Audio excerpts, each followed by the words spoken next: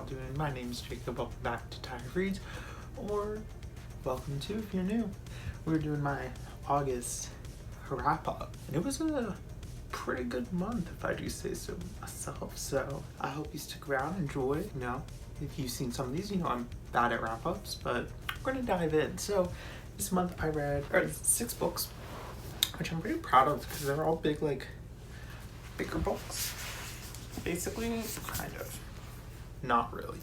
But to start out with, I read The Hitchhikers Guide to the Galaxy by Douglas Adams, which I gave 4 stars. First of all, love this edition. It has some great illustrations in it,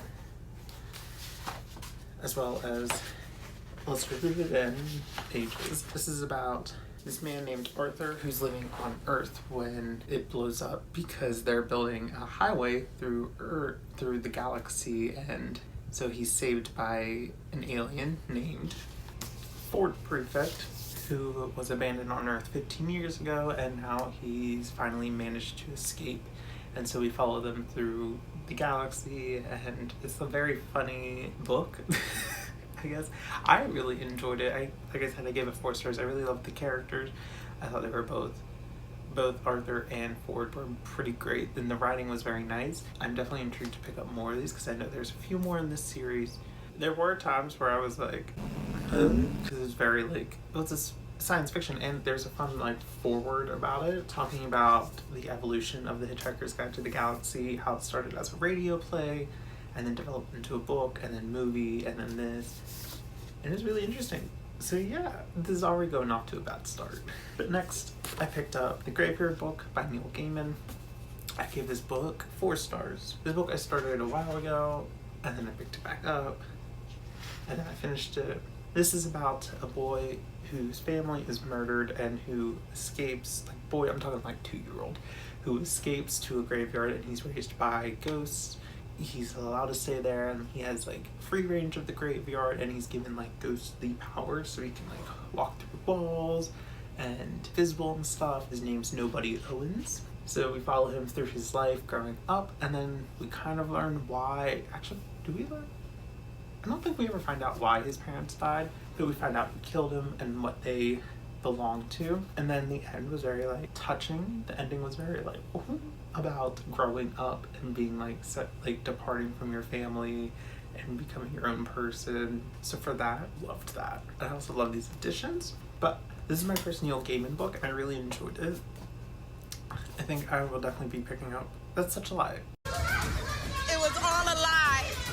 Guys, it was all a lie. She lied. I read Good Omens. But this is my first Neil Gaiman standalone, just him book. And I thought it was a fun time, and the humor was great. The sarcasm of Bod Nobody was hilarious. Next, I picked up the second book in the Inheritance trilogy, The Broken Kingdoms by N.K. Jemisin, and 5 stars. If you watch this reading vlog, which I'll link somewhere, you can hear my full thoughts on this, play by play. But this follows 10 years after the events of the first book, where they've imprisoned gods, the god of light and dark, basically, who've created the universe. Well, I guess that's a spoiler. Okay, well, spoiler. They're finally set free at the end of the first book, and so this 10 years later, we follow them, all the godlings.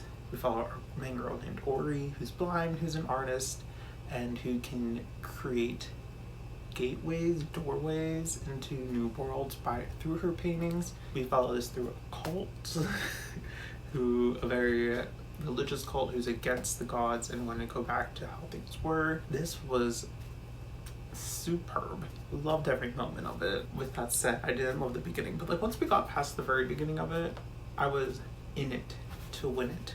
Now it's really making me want to pick up the 3rd and final book, The Kingdom of Gods, in this series, and I will hopefully be finishing that soon.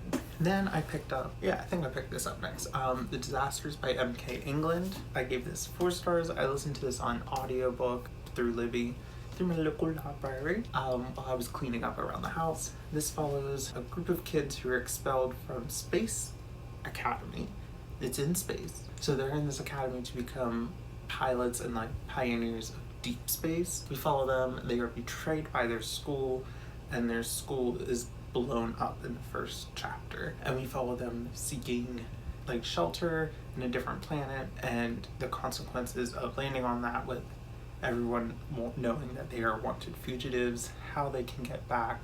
Is a very good, like, I wouldn't say very good, but it's a found family trope. I love a good found family moment. Top tier there. I also loved the cover because it was yellow.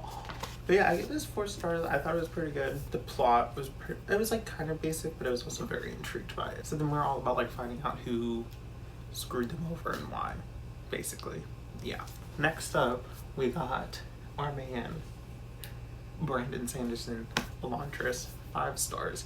Incredible, impeccable, show-stopping, never done before. Brilliant, incredible, amazing, show-stopping, spectacular, never the same, totally unique, completely not ever been done before, unafraid to reference or not reference, put it in a blender, shit on it, vomit on it, eat it, give birth to it. This made me... I don't think this is my favorite Brandon Sanderson I've read yet. I think it's high up there. This is also in that vlog with Broken Kingdom, so if you want to check out 2 of his books, I gave 5 stars, maybe there'll be 5 stars for you. But in this one, we follow, in this city, there was once magic, and these people were considered gods. And then something happened, and the magic ended, and the kingdom like fell apart. So now, every once in a while, these people get this plague called the Shroud, and they get banished to the city of Elantris, where they're sealed off away from the other kingdoms. Yeah, so Crown Prince of Aurelian, whatever the city is, Crown Prince of that is woken up. He wakes up and he has a child, and he's thrown into Elantris, and he's destined to figure out why magic stopped, why he was thrown in there, and how can magic come back. Then we follow Princess Serene, who is the fiance of our man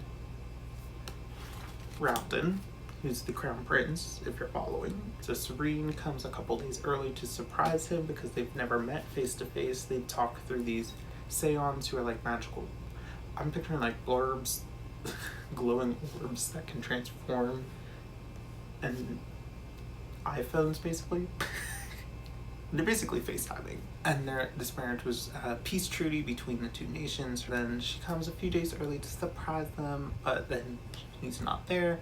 So now she is figuring out where her fiance went, because she thinks the king either killed him after learning that Ralden was always like against him, or something else has happened, and she's banned with all of Ralden's old crew that were planning to overtake the king anyways.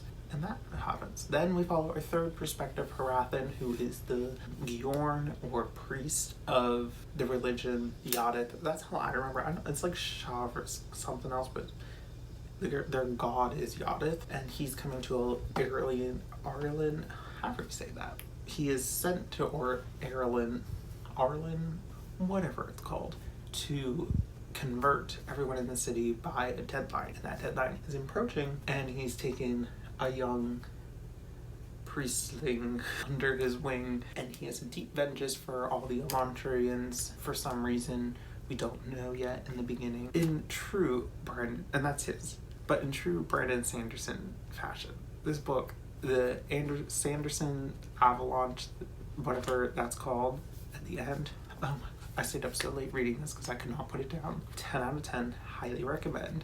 If you love political intrigue, if you love religious drama, if you love magique, if you love sarcastic side characters. Galadin was hysterical, loved him so much. I can't. I'm so happy. This is like number 1 or 2 books so far. And my final book that I'm currently reading, and I'm planning to finish today, so we all find, is Parable of the Talents by Octavia E. Butler. In the first book, we follow Lauren, who is escaping her home after a major tragedy in her small walled-off town that's set in this like apocalyptic California, United States, though it's set in 2030, like that late 2020s, and early 2030s, which is approachingly close. Climate changes ran through and like destroyed the world basically, so we're following this events. So this book picks up pretty much at the end of maybe like a year or two after the events of the third one or the first one. This one I'm enjoying so much. The Octavia Butler must have been a fortune teller, a a mystic something, because things that are happening in this book have happened recently with our past presidency. Not as extreme, but pretty much to it. And I'm just like dumbfounded. I'm like, oh, like it's hitting a little too close to home. It's gonna be 5 stars unless something really happens at the end. But I know she passed away, unfortunately, before she could finish, because it was supposed to be a trilogy. So that's gonna be kind of sad. I hope it's not like a major cliffhanger. That'd be really sad. I'd be sad. Is it such an amazing book? In this one, after the events, they've settled their community, and so we follow them through the community. We're introduced to her daughter, who's writing like a little foreword, who's like compiled all these notes into a book. And so she's giving her like her inserts into the beginning of each chapter, and it's giving more insight. And I wish that part would have been in the first one, because that would have made that one even better, and that one was already better. I'm excited to finish this. This is gonna be so good. I'm not gonna be able to put it down. I had to force myself to put it down to film this. But that is all. I don't even know how long that was. I don't know if things were well said. But the emoji of the day, I don't even know. Let's put an ocean wave for climate change. Because that's happening. And like I said, this book was written in the 90s, but things are happening a little too predictably through this. But I hope you're having a wonderful date night or whatever, and I hope you're having fun celebrating whatever you may be celebrating. Please like and subscribe. Comment down below, let me know how you're doing. Or just put the emoji, the little wave. And I'll see you down there. Thanks for watching. Bye.